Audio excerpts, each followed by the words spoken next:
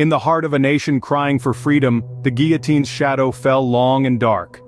Thus began the French Revolution, a tumultuous period marked by profound social and economic upheaval. At the time, France was a nation divided, its society structured into three unequal estates. The first and second estates, comprising the clergy and the nobility, enjoyed immense wealth and privileges, while the third estate, representing the common people, bore the brunt of heavy taxation. Simultaneously, a financial crisis loomed large, triggered by France's involvement in costly wars and the extravagant lifestyle of the monarchy.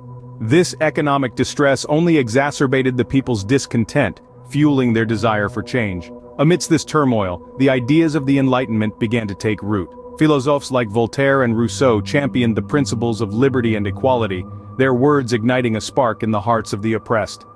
And so the stage was set for a revolution. As the people's discontent grew, so did their cries for liberty, equality, and fraternity. The spark that ignited the revolution was the storming of the Bastille. Now picture this. The date is July 14, 1789, and the streets of Paris are pulsing with anger and anticipation. A fortress prison, the Bastille, looms large over the city, a symbol of the despised monarchy and the unjust societal order. On this day, the simmering resentment of the Parisians boils over. An unruly crowd, fueled by rumors of hoarded weapons and ammunition, converges on the Bastille. The fortress, seen as a stark embodiment of royal oppression, is a perfect target for their rage. The assault begins. The crowd, a motley crew of regular citizens, is untrained but relentless. They storm the gates, their fervor undeterred by the fortress's imposing walls. The Bastille's defenders, caught off guard, are overwhelmed. The struggle is fierce, the air thick with the smell of gunpowder and the sounds of clashing steel. Inside, the Bastille is a house of horrors. 7 prisoners languish within its walls, their plight emblematic of the monarchy's arbitrary and capricious rule. Their liberation becomes a rallying cry for the crowd. Their freedom, they believe, will signal the beginning of a new era, one of liberty, equality, and fraternity. As the day wears on, the tide turns in favor of the people. The Bastille's governor, Bernard René de Launay, is captured and later brutally executed. His head, impaled on a pike, is paraded around the city, a grisly trophy of the people's victory. The Bastille, once a symbol of tyranny, is reduced to rubble. The storming of the Bastille was more than an attack on a prison. It was a clear, defiant message to the monarchy. The people will no longer endure oppression. This day marked a pivotal turning point in the French Revolution, a moment where the scales of power began to tip in favor of the people. With the fall of Bastille, the revolution was in full swing, and the guillotine was about to make its grim debut. The shadow of the guillotine loomed over France, ready to enforce a new order with its cold, unforgiving blade. The French Revolution, now under the control of the radical Jacobins, entered its darkest phase, the Reign of Terror.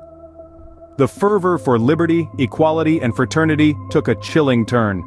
The streets of Paris, once filled with the chants of hope, now echoed with a different sound. The sound of the guillotine. The guillotine, a symbol of equality in the face of death, was instituted as the official means of execution. It was a stark departure from the old regime's methods, where nobles were beheaded and commoners hanged. This machine, with its gleaming blade and swift justice, was seen as a tool of equality. But its true impact was far more sinister. The guillotine became the stage for a grim spectacle. Public executions were carried out in the open, turning the city squares into arenas of death. The condemned were paraded through the streets, their fate already sealed. And as the blade of the guillotine fell, so did the hopes of a peaceful revolution. The Reign of Terror was marked by a relentless bloodshed. The guillotine claimed the lives of thousands, from nobles to revolutionaries, from the guilty to the innocent. Fear and suspicion gripped the nation, as no one was safe from the shadow of the guillotine. The once celebrated symbol of equality had been twisted into an instrument of terror, its blade cutting through the fabric of society, leaving a trail of despair and dread.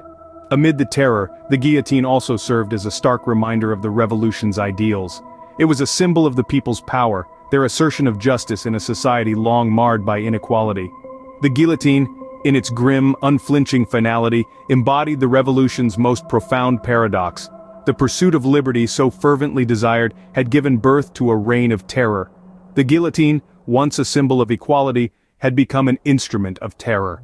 It stood as a grim testament to the revolution's darkest hour, a chilling reminder of the price paid for the pursuit of liberty.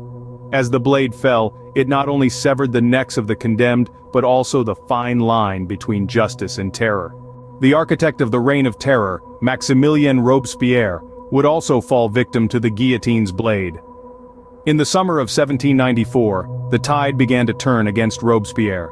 His vision of a republic of virtue, where terror was used to enforce virtue and suppress dissent, had led to widespread paranoia and bloodshed. The very revolutionaries who had once admired him began to fear for their own lives. In the National Convention, Robespierre's enemies were gathering strength. They saw an opportunity to strike when Robespierre, in a speech, hinted at a new purge of deputies. Fearful of being the next on the guillotine, they rallied against him. On the 9th Thermidor, as per the French Republican calendar, Robespierre and his allies were arrested. But the drama didn't end there. Robespierre was freed by his supporters from the Paris Commune, leading to a standoff with the convention.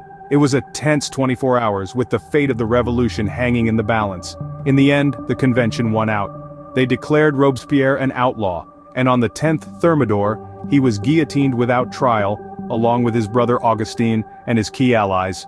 His death marked the end of the Reign of Terror. The guillotine, which had taken more than 16,000 lives in just over a year, was finally stilled. The revolutionary government began to dismantle the machinery of the terror.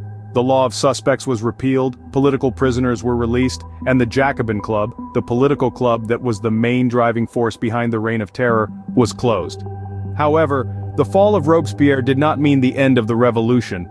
It marked a shift in power from the radical Jacobins to a more conservative group, the Thermidorian reaction. This group would eventually pave the way for the rise of Napoleon and the establishment of the French consulate. With Robespierre's death, the Reign of Terror ended, but the revolution was far from over. The French Revolution, a time of great turmoil and transformation, has left an indelible mark on history. This monumental event, which began in the late 18th century, has far-reaching echoes that reverberate even in the world we live in today. The ripples of the French Revolution have touched every corner of the globe, shaping the future in ways that the revolutionaries themselves could have scarcely imagined.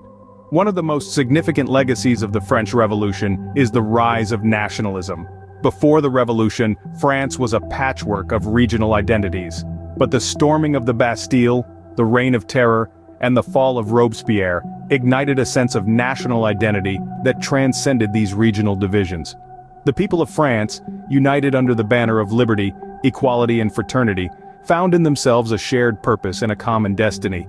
This newfound sense of nationalism, born out of the fires of revolution, would serve as a model for nations around the world. Along with nationalism, the French Revolution also saw the spread of democratic ideals. The revolutionaries, in their quest for a more equitable society, challenged the age-old hierarchies of monarchy and nobility. They dared to dream of a world where power was vested in the people, a world where every man was a citizen, not a subject. These democratic principles, once considered radical, have become the bedrock of modern governance. But the influence of the French Revolution was not confined to France, or even Europe. It ignited a spark that would light the fuse of other global revolutions. From the shores of Latin America to the heartlands of Europe, the revolutionary spirit of France found resonance. The ideals of liberty, equality, and fraternity became rallying cries for those seeking to overthrow the yoke of colonialism and despotism.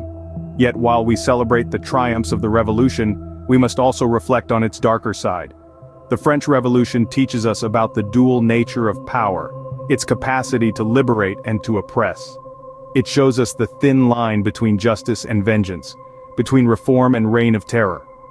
It reminds us of the human capacity for both greatness and cruelty. In the quest for liberty, the revolutionaries unleashed a wave of violence that consumed the very people it sought to liberate.